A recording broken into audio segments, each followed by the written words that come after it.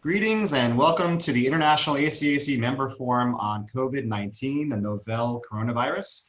My name is David Bernay, and I'll be with you as your webinar moderator for the next hour or so. We want to thank you for joining us, and we want to thank International ACAC for putting on this forum and to give us the chance for this dialogue. I also want to acknowledge International ACAC for opening up this webinar to NACAC members as well. As we know, this is a global phenomenon that impacts us all. And so it's a great opportunity for all of us to have access to new information. We have some wonderful panelists and guests with us today who will share their perspective in a little bit, and they're going to introduce themselves in a moment. But first, I want to go over a couple of things about our Zoom webinar platform. As an attendee in our webinar today, you'll see that you have a toolbar with 3 different options. One is the question and answer box. And so if you have any questions for us, you can enter these questions into the box. Questions can be asked anonymously, or you can decide to put your name with the question as well. Please note though that we'll wait until the end, the question and answer session, to refer your question to our panelists. You could also decide to raise your hand. We may not be using that necessarily today for informal polling. And if you want to chat with other attendees or chat with panelists, that may be an option for you, but please do not put in any questions to the chat box. We will not be monitoring the chat box for questions, only the Q&A box.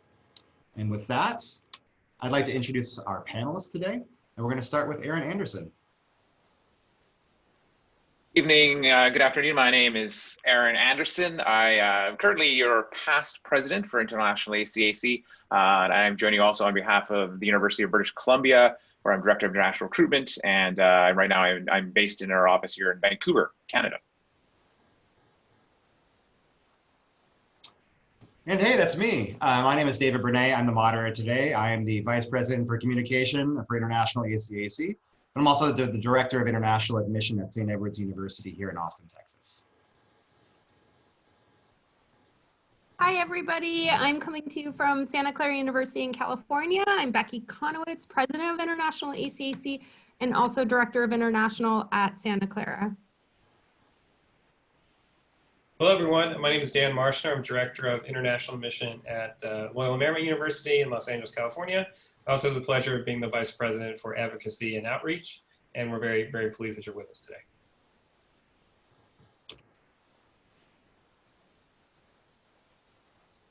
Hi, everybody. I am coming to you from Shanghai. This is Michelle Barini. I am a college counselor at Shanghai American School on the Pudong campus. Hi, from Beijing, everyone. My name is Bill Russo. I'm the senior college counselor at the high school affiliated to Renmin University of China. Oh, hello, everyone. I am Sherry Huan. I'm the Senior Regional Manager for China and North Asia for the University of Sydney here in Australia. It is 11 a.m. Wednesday, the 19th of February in Australia. Hello from Sydney. All right, everyone. We're actually going to get started before just with some polls so we understand who's in the audience today. So we're going to launch a poll. Feel free to tell us who you are, where you're coming from, if you work at a secondary school, perhaps a college or university, if you're an independent counselor, and so forth. All right. Almost everyone has voted.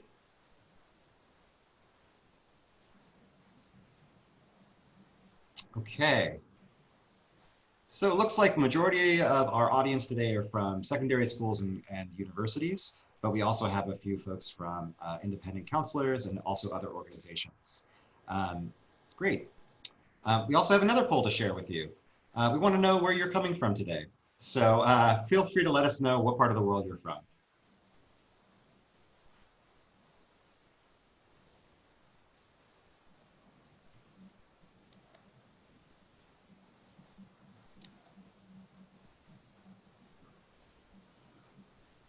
Almost there. Excellent. All right, as you see, the majority of our attendees today are from the US and Canada, but we do have several folks from East Asia, Pacific, as well as South and Central Asia. So thanks so much for everyone for joining us today.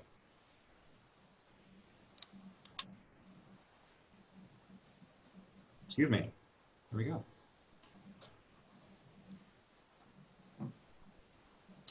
Thanks, Aaron.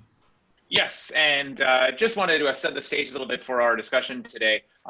First off, having seen those results of the poll, I just want to acknowledge and again appreciate the fact that we do have members that are joining us really from all over the globe, and recall that this is actually the second of 2 webinars that we're hosting on this topic today. And there was a session this morning, and we had well over 200 members joining that webinar as well. And I know we also have members from NACAC that are joining us for this session today. And so this clearly is a topic that is one that is touching us on many different levels on both the university side and the high school side. And I understand that we understand that it's impacting both us in terms of policy decisions, in terms of the university side, in terms of recruitment, enrollment, but it's also impacting how we are preparing to welcome students. And then on the secondary school side, those that are working directly with students and families, there's a lot of apprehension in terms of preparing for the future and what steps to take in terms of where this is all going to lead us. So this is somewhat of a moderated form of dialogue that the hope will be able to provide a sharing of different ideas, different thoughts, different concepts, and so that it will provide members some steps to take that they can best support each other and their students. And I just also want to acknowledge that by no means are any of us here experts on viruses or experts necessarily on health, world pandemics and such. And likely we may have more questions than answers as a result of this. And we know that during times of crisis, that innovations and creative outcomes can come from sharing and working with one another and hearing one another. And so this is a particular time where I don't think we should be competitive institutions amongst each other, but ones that really can support each other. And so this is really a town hall with that in mind. And it is one where we'll certainly take some time to go through both on the university side. You'll hear from each university reps here a little bit about what we're doing in terms of our policies and our approaches. And then you'll also hear a little bit from the secondary school side as well, in terms of what's actually happening on the ground, steps they're taking to support their students. And so again, this is a chance to really begin this dialogue to identify needs and shared ideas.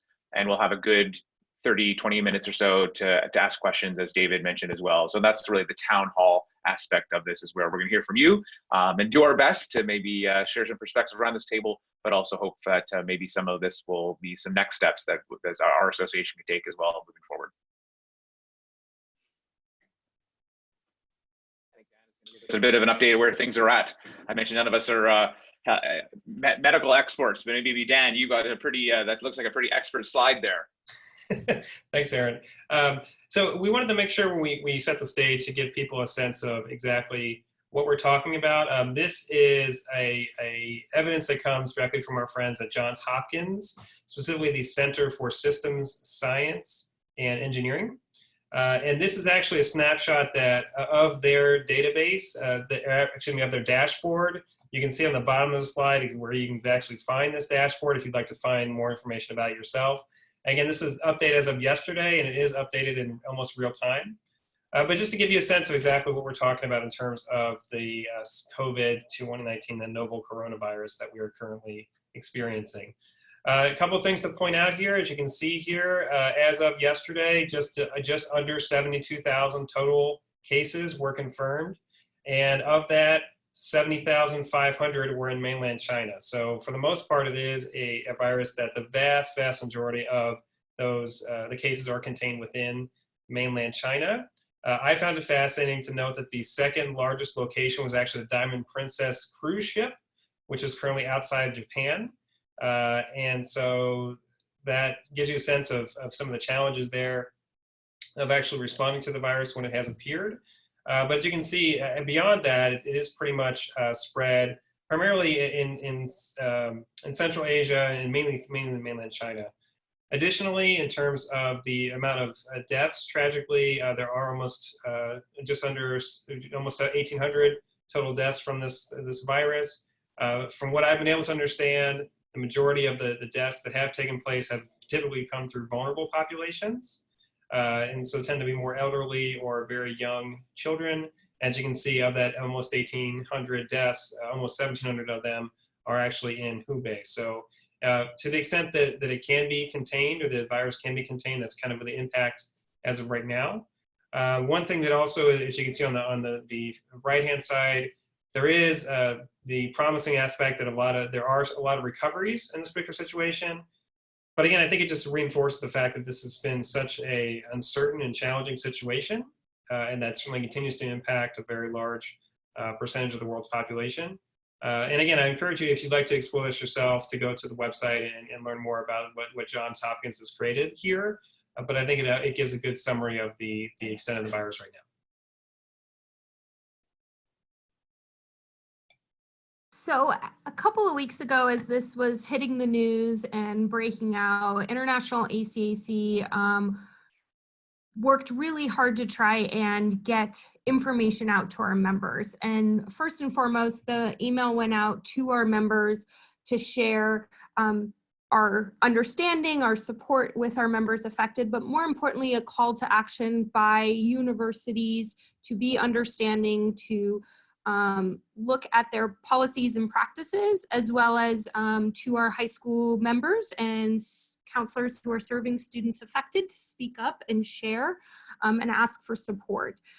Following this message, NACAC grabbed it, consolidated it in our support, shared it across their network, as well as gathered statements from testing agencies like TOEFL, IELTS, SAT, and ACT, as well as the Common Application, so that all parties understood how quickly this was affecting deadlines, documents being submitted, the anxiety around students and the unknown, and how it would affect seniors or students applying to university now, and what was to come with future students. We also are supporting and encourage conversations through our International ACAC Facebook group and our WeChat platforms. In our Facebook group, we just added another WeChat QR code for those who want to join that.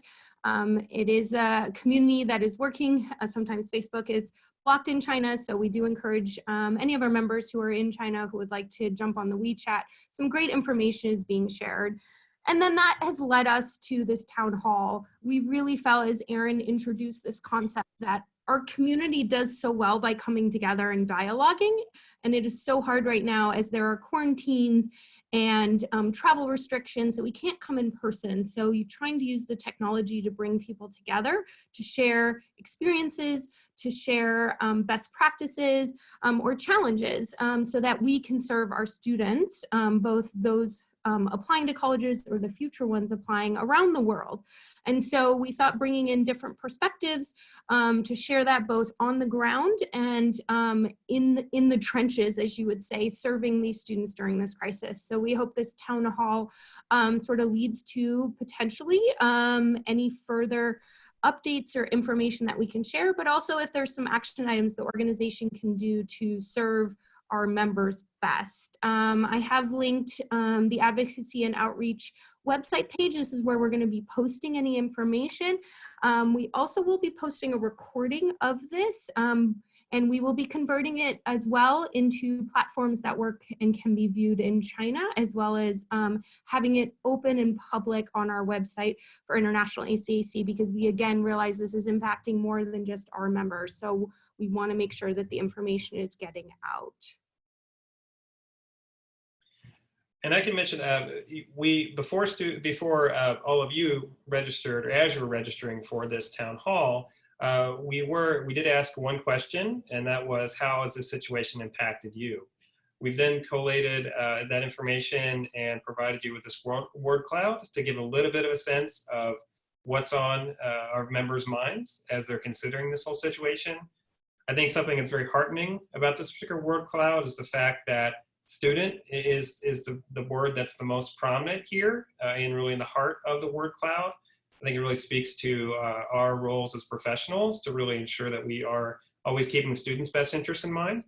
But also, I think there's some other words that really jump out at you in this word cloud as well. So much the impact has been on schools, on whether they're able to stay open, how are they delivering content, How are students able to be supported by their school communities? And how do you create a community when you can't physically be together? Another one that obviously that jumps out as well is just the experience of cancellation. How many different events that we've experienced that, whether it be a college fair or conference or anything like that, how many of those events have been canceled in the region or have been postponed, rescheduled, what that impact might mean. Here on the left, you can also see that March is a term that jumps out as well, because, and I think it speaks to the uncertainty of this whole situation, and that a lot of people are expecting that this could be more of a long-term challenge for professionals in our field, and really trying to understand what this really means in terms of the impact of completing the academic year for students who may be trying to finalize examinations in a few months. And so there's a lot of questions about what this really means long-term. And I think the other one that I'll mention, and again, I give you a sense of just to really take a look at this and really kind of digest it to the extent that you can in a short amount of time. But the last one I mentioned is just the importance of online. And I think to Erin's point about through any crisis comes opportunity, I think there is a real sense of questioning of what the ability of online platforms could be in this whole situation, the ability to be able to deliver content virtually, the ability to create some sense of connection and community when people can't physically be together, I think is certainly something that will be very clearly demonstrated over the next few weeks and months. And so I think that's certainly something that I think will be fascinating to come out of this whole experience, really understanding what that impact is long term.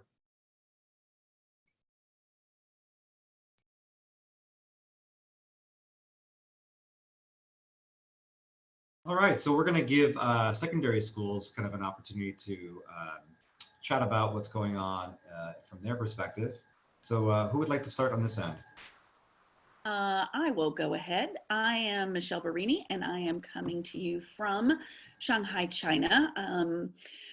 As everybody has said, we are in a distance learning situation. Our schools are closed. So I am lucky, and I am in a friend's apartment using this as a school space, so I'm able to get out of the house.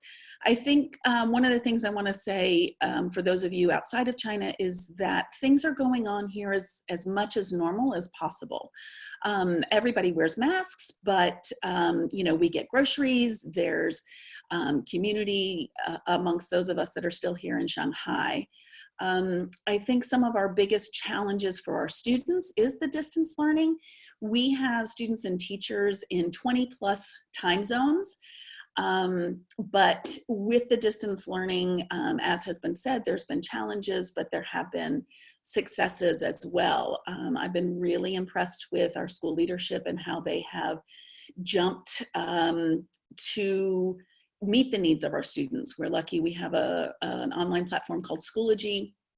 And so our teachers are doing the best job that they possibly can. For us in college counseling and school counseling, we've been working together as a team. We have a sister campus on the Puxi side, as well as where we're located on the Pudong side. And so we've just been working together as a team, which has been really good for our students, making sure that everybody's getting the same kind of content.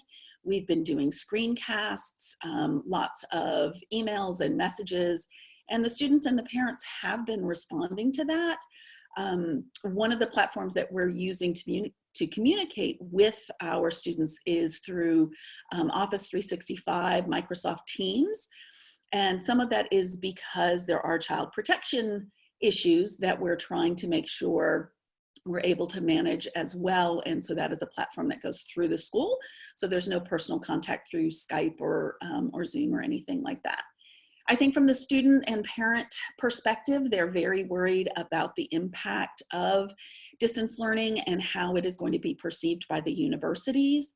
Is this going to affect the offers that are going to be coming? Is this going to impact for our juniors what their offers and opportunities may be for next fall? The cancellation of high stakes testing You know, we know that the ACT has been canceled. The SAT has now been canceled in China for March. So there's that issue, as well as for our other credential-based high-stakes testing, those of our students who are in the IB as well as the AP coursework. You know, their tests are in May, and there is this uncertainty about when we might return. Our latest information now is probably going to be the end of March. You know, I think the other concern is, you know, all the rumors that are going around across the world, and the xenophobia that we're seeing is disconcerting. So, but that's my piece, and so I will hand it over to the next counselor. Hi, everyone. Again, my name is Bill Russo, and I'm in Beijing. And a lot of what Michelle just mentioned is also relevant for what's going on here. I can say that from my perspective, we were a bit fortunate in the sense that when this really began to break, we were about a week into our 4-week spring break. So that gave us some time to figure out scheduling, how we would conduct classes, et cetera. And again, most of our teachers are not here in China at the moment. I would say probably about 75% are out of country. So the big thing has been scheduling. Right now, the class time is about roughly from 8 a.m. in the morning until 11 p.m. at night. So again, like Michelle said, the concern is really how is this impacting our students in terms of the online learning. Right now, classes started this past Monday, and we are using Zoom. And so far, it's been actually quite good. Both the teachers have been quite pleased with it, and the school has been very active with polling the parents and making sure they're happy with everything that's going on. And the school administration has been doing spot checks on the classes to ensure that the quality is good.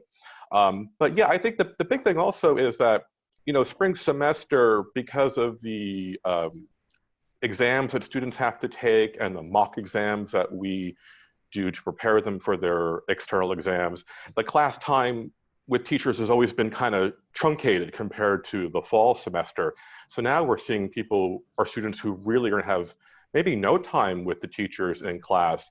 I'm currently taking an online certificate program, and it's great, but it's not the same thing as being with teachers in the classroom.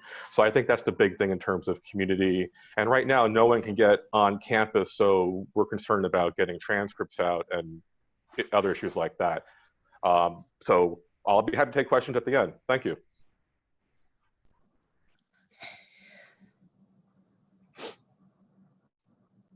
Now from the university perspective. Okay, it's me, I guess, David. Hi. Hello, everybody. I'm Sherry Huan. I'm the Senior Regional Manager for China and North Asia for the University of Sydney. I'm located in Sydney in Australia. So I'm going to give you an update from Southern Hemisphere. The coronavirus outbreak has caused unprecedented disruption to our academic calendar. Our calendar is, this week is actually our orientation week, and our semester 1 actually starts on the 24th of February, which is next Monday. The Australian government announced travel restrictions on the 1st of February. Non-Australian citizens, non-Australian permanent residents are allowed to enter into the country unless they have left China or self-quarantined outside China for 14 days. And this policy is still in place until the 21st of February, which is this Friday, when it's going to be reviewed. This means many of our international students from China are unable to arrive in time for our semester 1. So I should give an update. All the universities in Australia have responded very, very quickly. Lots of people, all our staff, we've been working around the clock to put in resources, systems, and alternatives in place to support students to go through this difficult time. And since the 1st of February, when the travel restriction was announced, there have been many initiatives. I've summarized 8 examples to share with all of you and look forward to hearing from you with more good examples if there's any. So first of all, we've been providing updates on a daily basis on the university's dedicated official website on the coronavirus issue. And we set up an FAQ page with 7 subheadings. We grouped all the questions into 7 categories, from travel to health and well-being, to study plans, to visa, to accommodation, etc. And the second example is our Vice Chancellor. He writes letters to all students almost every other day with new developments. So we are constantly engaged with our students. And the third example is our Vice Chancellor recorded 2 videos for Chinese students to reassure them that we're doing everything we can to support them. And the fourth example I want to highlight is we have set up dedicated hotline phone number and email address for students and parents to send their questions to.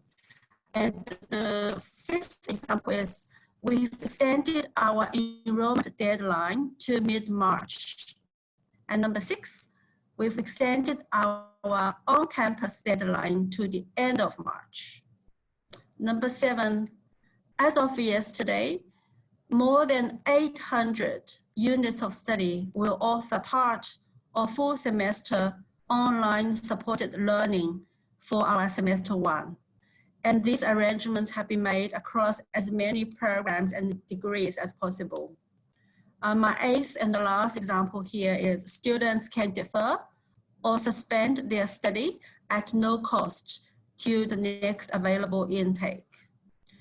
So that's the summary, just 8 examples I've just summarized to share with all of you. The current travel ban will be reviewed on Friday, the 21st of February. But things are moving very, very quickly and things are changing almost every day. So we are monitoring the situation very, very closely. So we will see whatever happens after the 21st of February. Whatever happens, we are prepared. I guess that's all from me in Australia. I'm happy to take questions later on. Thank you, David. And I'm happy to share a little bit. So again, I'm Dan at Loyola Marymount in Los Angeles. We are fortunate to have a good number of international students in general and a good number of them coming from Asia. So there's a couple different factors, right? We're considering how this impacts students who are currently enrolled. We're considering how this would be impacting students who might be enrolling in the future. We're also fortunate typically to have the opportunity to travel and do a lot of spring travel. That for the most part is all up in the air right now. I think in general, there's just a lot of uncertainty in this particular situation. We have tried to be supportive of our prospective students and our current students as much as we can. We sent out a message, for example, recently to 2 students who've been admitted and to apply, just to let them know that we are very much still interested in them coming. For example, we did respond to a parent's email similar to what we heard earlier, that asking whether we were going to cancel students' admission for the fall semester, whether we were even going to consider students for the following fall. So again, we're just trying to respond to that hysteria and just say, we're very much interested in supporting students any way that we can. We are very much anticipating being flexible to the extent that we can be, in terms of accepting alternative assessments and things like that. But the lucky part from our perspective in terms of timing is that we're hopeful, at least I'm hopeful, that there are positive advancements by April in this whole situation, such that we would have students who are coming in August, and so hopefully they will not be impacted. I know I'm concerned about how long a travel ban that's currently in place for any Chinese nationals to come to the United States, how long that could potentially go on. I know we're concerned to try to avoid any kind of circumstances that might result in a quarantine for our staff. So we're very, very conscious of those kind of concerns in terms of anywhere that we might be able to travel this spring. But I mean, to sum it up briefly in one word, there's just a lot of uncertainty, and we're just trying to get a good sense of what would be a reasonable response in the midst of all this uncertainty.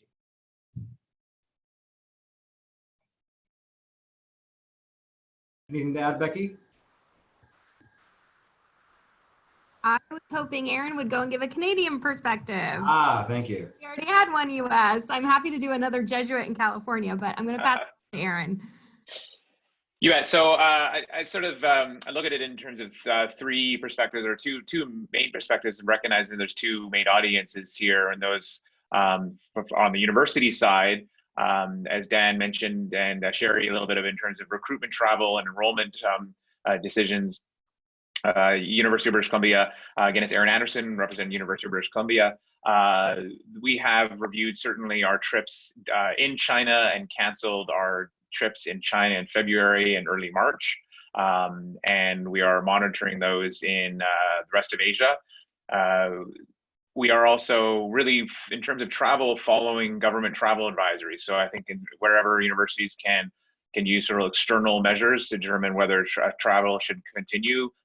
Certainly Canadian universities are following government travel advisories and following those when it says not to travel to a certain location, but also recognizing that Asia is a large country, a large region. And so the monitoring actions in Vietnam and Singapore, where a lot of schools are closed, you may not go there, but Indonesia, from what I've heard, is still open to visitors, as I've heard. So monitoring that, using resources such as Facebook. So in Canada, for those Canadian universities that are on this session right now, there is a Facebook group that is the Canadian International Student Recruiter Network.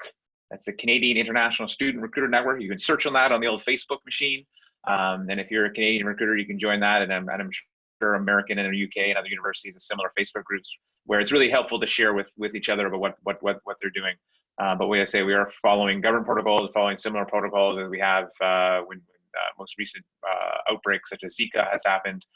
And I guess the bottom line for recruitment travel is in the past, such as I mentioned Zika, when we did cancel or postpone some activity in Brazil, we found that enrollment wasn't that impacted the following year, at least in terms of generating leads. So I think it's important to recognize this is, but safety is very important, and we need to put that first and foremost in our minds.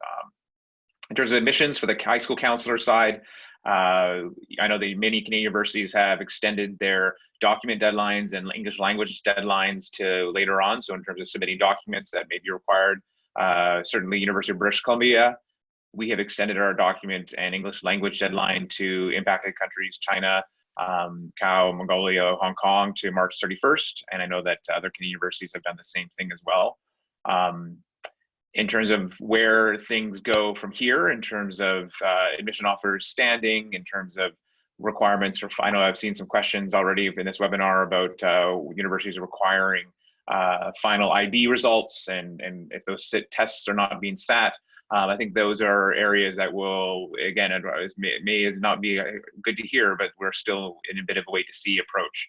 And so I think that the brief message I would make to the counselors on this call is one that is always the case for, it seems, any advising of students, and that is to check the websites, check their email of the universities their students who applied to are most interested in hearing from.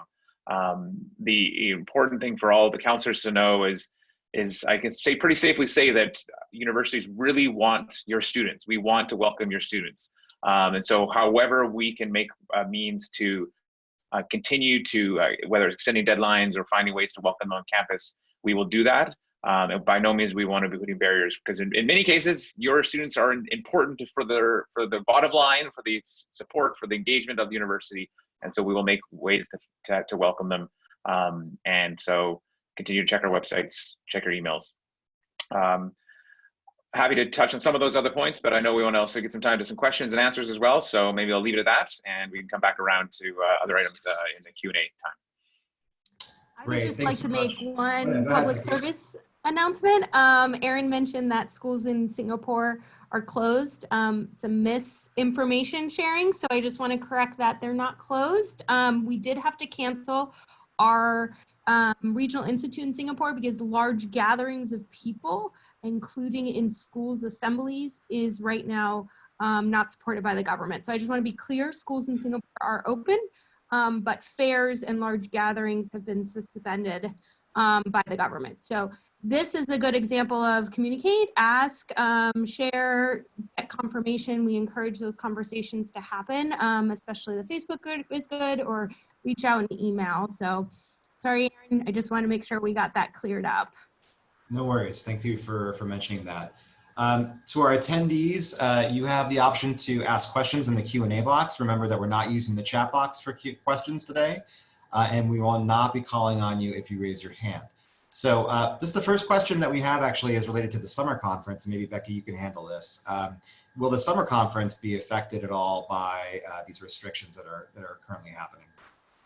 Yeah, great question. We had this in the morning session as well. It's a little too early to tell, but we are staying on top of that. We, as far as headquarters, University of New Mexico, following any state, federal requirements that the US and New Mexico may have, we are ready to save spots. We know our conference fills up quickly. And so if, as that registration date comes to open, if we're still in the unknown, we will save spots. We are going to be looking at other alternatives. Some of this is based on our host institution and sort of guiding with them what is possible, what is not. So it is still in a wait and see, but trust everybody on the ground in New Mexico, at University of New Mexico, and headquarters is very much staying on top of this. We do want to make this as possible, but we are also staying on top of any federal travel restrictions that we have to follow, and the University of New Mexico and the state of New Mexico has to follow. So it's a wait and see. As soon as we have a decision or any further information, we will share. We try and share mostly by email, so it really reaches all of our members as well. So that's why I think keep your membership up to date, stay on top of your email, and we will be sharing more information as it becomes available. Thank you, Becky. I'm going to combine a couple of questions in one, as this seems to be a theme that's coming up. From the high school perspective, I'm asking this to Bill and Michelle.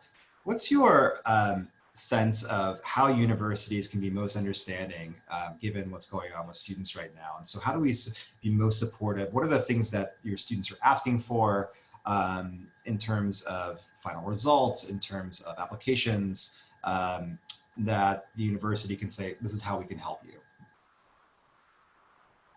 Bill, you want to go or you want me to? Yeah, I'll go first, just briefly. I think the main thing that we would hope for is just for open lines of communication. Let us know what's going on, as was mentioned before about emails, keeping us up to date. Also, I would ask, and I think this won't be an issue, I'm pretty confident, just to be understanding. Recently I received an email from a university stating that their transcript deadline is July 1st, but basically send them an email if you have issues getting the transcript.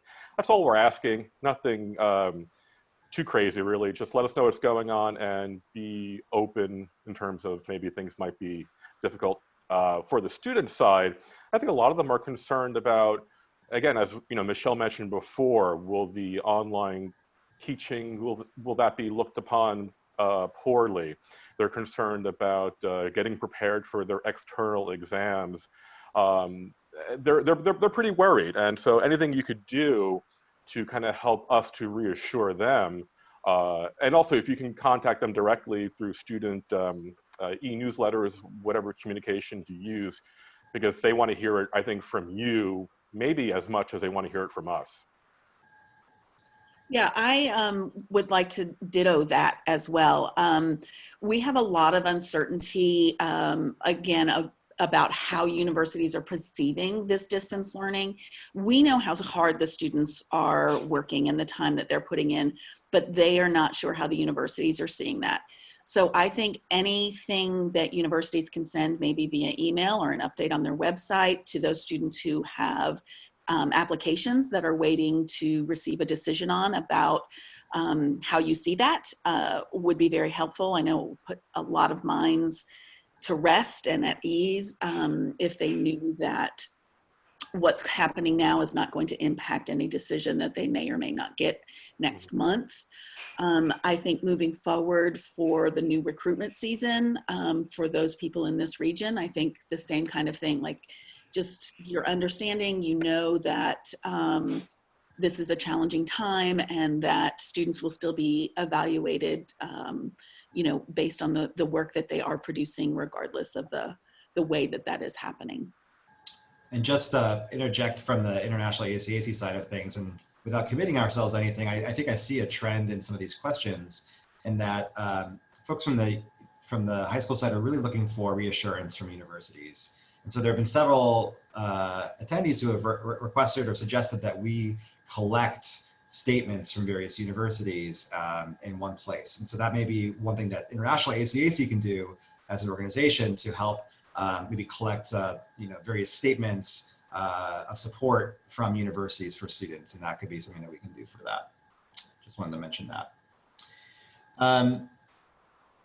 This is another question about kind of travel issues, and this may be something that we may not be able to answer, but issues for universities related to students who are currently on campus and how they may not be able to return home at the end of the semester, and similarly for families who are in China or in other parts of Asia who may not be able to travel to graduation ceremonies this spring. This is something that I just wanted to throw to the universities.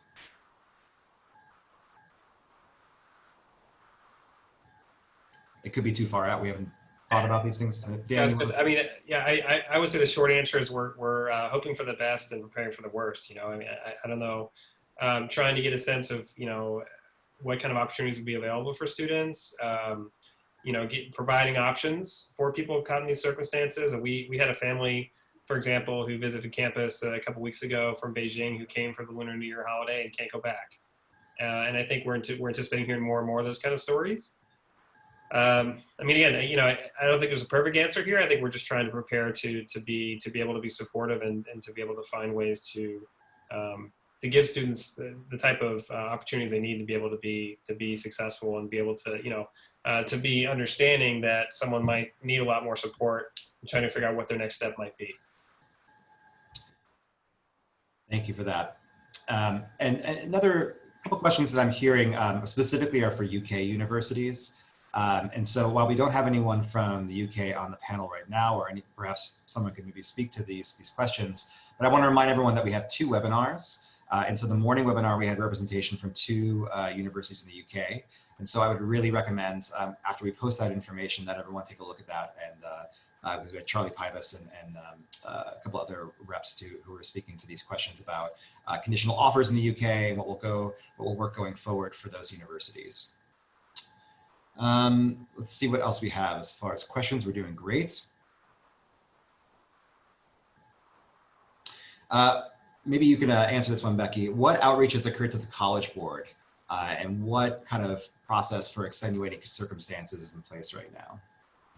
Yeah, so the College Board is active on our Facebook group. So they are monitoring, and the leadership has seen some of your concerns and anxiety. We have also reached out as a leadership board to the College Board. They're working with individual cases. They've made their statements. All that is available. They have contacted centers that have been canceled.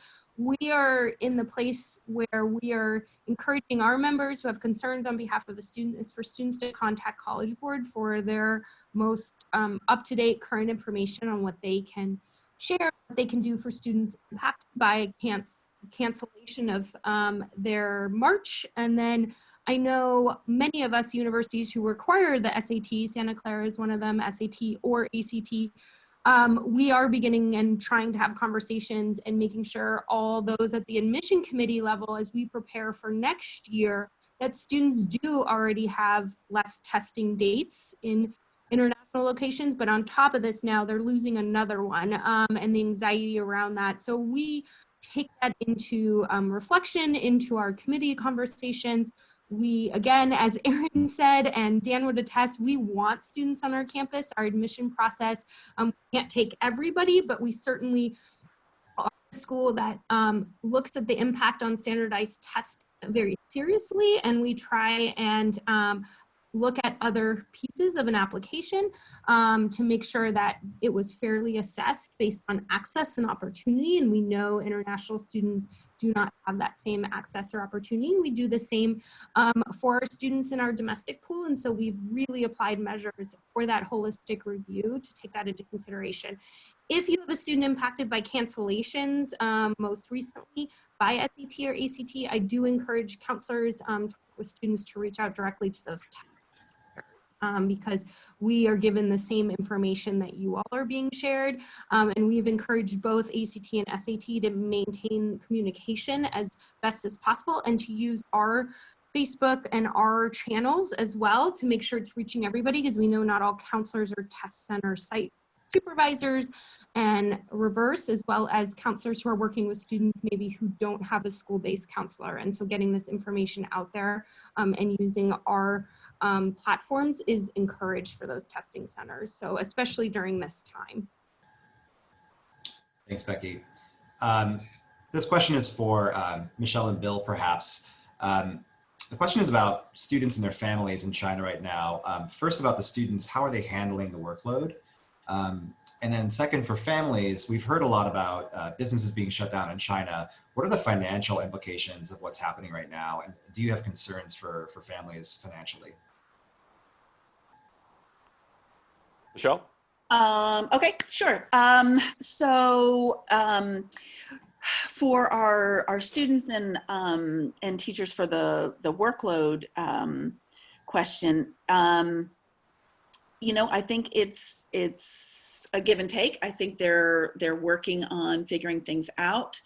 You know, goodness, I just lost my train of thought. I'm very sorry. I'll jump on to what life is like here in Shanghai. Yes, things are closed down.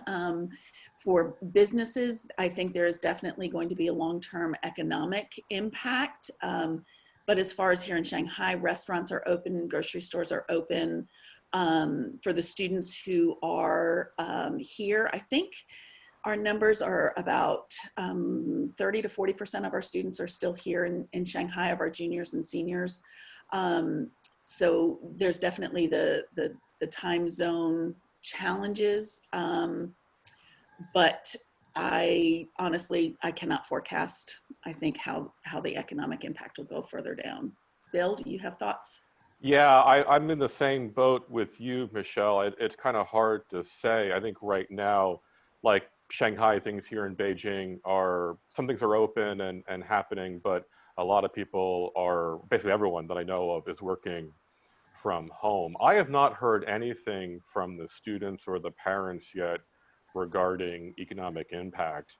I think in terms of the workload, yeah, that's an issue. I think that, you know, from the school side, they want to show the parents that our teachers are still providing quality level teaching to the students. So I think there is an emphasis almost to give maybe more work than usual, because I think the parents are also expecting their children to be doing something.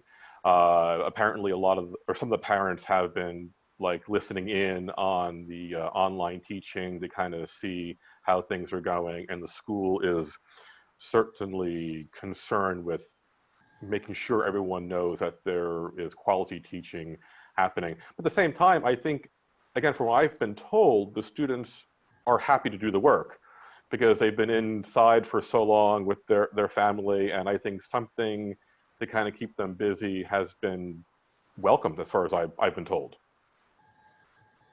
Yeah, I think I'll piggyback on that. There have definitely been pros and cons, and our teachers have been in really close contact with the students as well as with the administration.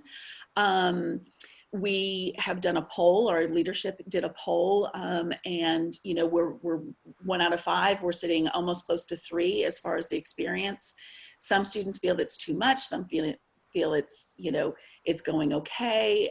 Most of the kids are struggling with time management and feeling a little isolated. So our school counselors are jumping in and trying to address that to try and still have a sense of community. you know, I think everything is still in flux. It's a time of uncertainty, and I know that teachers are taking what students have to say into consideration, and trying to figure out what this balance is, right? Because we're just into week 3, so it is still new. We had a great plan in place. The teachers jumped on it. Like I said earlier, some of them are doing screencasts, some of them are doing live office hours. Every day there's an update for the students, what they have to do. So I definitely think, you know, they're not getting the same kind of engagement as they would in a classroom, but they're getting as much of an experience as possible. I don't know if that answered the question, but I hope so. And that's helpful. This question is for universities. I know we touched on this before, but there have been several questions that have come through both this morning and this evening about xenophobic instances on our college campuses, and how universities, if they have any kind of process or infrastructure in place to kind of respond to these types of incidences and to protect and support students on campus currently. Has anyone heard anything about that, at least on your campus or in the news? I'll speak to. I mean, University of British Columbia, it's something that we already have groups that are thinking about the various outcomes of this, and part of that is how we are going to welcome students and continue to create an inclusive space that our students have always had at UBC. And I think it's one where, looking at universities and colleges that have you know, a long history of international students, that this is one where this is going to be a part of that culture. You have to admit that it's probably going to be a challenge in some campuses, but it's where those campuses that start planning for this, taking some time to do this in advance. And it's this sort of experience, this town hall experience, that I think is going to be a part of that. So that's something that some at UBC, we're already looking at creating some spaces where students can share that. But I think it's also up to students and counselors to be looking at those universities that do have a history of welcoming international students. They probably will be ones that will maybe be able to adapt to this a little bit more. But it's something that all of these things are slightly new environments they're working in. And it's part of the student is going to have to probably be faced with additional sort of being able to face a bit of adversity in these situations. Great, thank you. There seems to be also some questions about concern regarding the quality of online education and how admission counselors, admission officers are going to evaluate a final year report and especially the junior year transcript related to online learning. And how do we kind of foresee this changing? I know all of our evaluation processes are very different at our institutions, but do we have concerns about the quality of online education as opposed to in-person learning? I can answer that for now. For right now, I wouldn't have a concern. I think I'll see what comes in and how it's documented. I would imagine if it's for a short amount of time, the transcript wouldn't look any different. Learning outcomes are assessed and grades are reported. But if something is changed, this is where relationships and possibly follow-up would happen as I see those documents come across or receive or have questions. But for right now, I'm going to assume the learning is equal on par. I'm also going to assume that if a student, especially a junior who's applying next year, had a hiccup or was struggling with online learning, that they address that or the counselor would address this. Again, I realize in the US, our process is a little bit different where I can spend some time with a counselor in their letter of recommendation, or a teacher might address it in the teacher letter of recommendation. So I have some ways that I may hear directly from that experience. And so, but right now I'm going to go in it with the understanding that the schools are working really hard to have the high quality. And I think it goes back to, if that's a statement that I'm hearing high schools need and counselors need support to go out to parents and students, I think that's something we can work on at Santa Clara, because we're going to go in this with the best intentions that the school is trying to do. The student has the best intention of being a lifelong learner and learning in a new platform. So we're going to come at it in that angle. I think it's really about documentation and what I see and what will be seen next year. Great, thanks so much. We've had several questions about kind of what it's like, of course, for students down the line. Obviously, what's happening now will have ripple effects for students next year in the application process, especially given the lack of opportunities to sit for the SAT exam. Sherry, I think you had said that you were interested in responding to this particular question. Is that right? I have responded to one question already. One of the members asked more detail of our extended deadline. So I responded to him or to her already. Okay. I'm not aware of any other. No worries. Thank you. Does anyone else have kind of some perspective on how this may affect, applicants in 2021? Yeah, I think I might be the only university who requires an SAT or ACT, right? And David, Aaron. So I'll put myself on the spot for this. Again, I think we've seen crises like these happen. In California, we've had fires where exam sheets have been caught in a school fire, and we have the ability as a private university in California to be flexible and assess students individually. A blanket sort of test optional policy, I don't foresee that. There's a lot of connections with such a blanket policy that we could make right now beyond my pay grade. And so really it would, for us right now, be case-by-case scenarios. So if a student is looking to apply next year and really cannot sit for any exam, we'd look for that. If they can only make one exam sitting, we'd consider that. So it's going to be case by case as we sort of work with students in the region that are affected. But certainly I wouldn't discourage counselors from sort of expanding their knowledge on test optional options. I would imagine this may spur some conversations on campuses. Again, as we talked about, innovation does happen in times of crises. So I think some universities will change their testing policy, whether that's SAT 2s or the going SAT optional, anything like that, test flexible. I think you may see some of those, but policies on campuses take a long time. As urgent as this may be, I don't think you'd see them anytime until the summer for something like that to be posted from a US perspective. I think it just takes some more coordinations for those campuses to make that, but there has been in general a proliferation of universities heading in that direction. So I think that's going to only continue.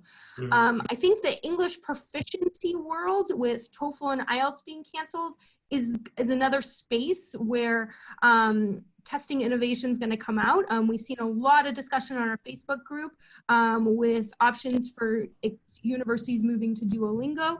And so as you're working with younger students, seeing if that flexibility, looking at schools that can offer other English proficiency options to demonstrate that, I think that's going to be a space to watch and continue to watch as students. But I think in all of this it's going to depend, and it's going to depend on the universities and where they are at, sometimes bigger than the international person who might be fighting the good fight to our leadership, but it's going to be a case by case for those of us that require it. Great, thanks so much, Becky. I realize that we had a number of questions this morning, wherever we are, that we may not have answered all of the questions, but I will note that we have 2 webinars that we're going to be putting out on our website, so you can listen again, and we'll make sure that this is out on all the platforms that International ACAC offers. Any final thoughts from our panelists before we wrap up? I just wanted to say, sorry, Dale, I'll just quickly say, or Bill, just give us feedback if you can, however, whether it's Facebook or whether this format works for you, because as we hear here, this is uncertainty abounds, and that we may be faced with a similar uncertainty in 2 or 3 months' time, or however long from now. So if we hear from you folks that this format is helpful, we know it's not ideal, then let us know, and we can look to be doing something similar when we have more updates in the future. So please, however that might help, let us know. I just wanted to say very quickly about the online teaching. From my perspective, at a national school here in Beijing with the international program, we are always heavily scrutinized anyway about what we do. So I can, say that our teaching staff is really taking the online teaching seriously, as is the school. So I know, again, there's some questions about the quality, but we are really trying our best to deliver high-end teaching. And keep in mind, this is not what any of us want. So we're hoping to get back to the classroom as soon as possible. But in the meantime, we are doing our best. Yeah, I would like to ditto that from Bill as well. Our teachers are doing remarkable work in remarkable times. I guess the other piece that I just wanted to throw out there is just a reminder, these are kids, right? These are students, and their well-being is at our core. And I know we all want to do what's best for them, but anything we can do to ease their panic. This is an area of the world where high stakes testing is a big deal, and a lot of familial pressure and cultural implications. So I think anything that we can do to try and support them through this challenge is really paramount. Yeah, I would just say, for me, this whole situation just reinforced the value of having this community of professionals, International ACAC. I think that, as I was, it's continued to struggle really to understand the long-term impact of this whole situation. I think, the people that I've met through the organization and the types of conversations we've had have really been very nourishing and valuable to me. And so for me, that's just an expression of gratitude for the organization for what it's done for me as a professional, but I think for all of us as well, bringing us together in these circumstances. Excellent. I will invite all of our attendees to send any feedback you have to admin@internationalacac.org. As I mentioned before, we'll be publishing all this information and the webinar recording on our platforms. And we look forward to seeing you next time. So thank you so much to all of our wonderful guests and panelists today. And we'll see you next month on March 4th for our next webinar about the IB. Thanks again, everyone. Bye.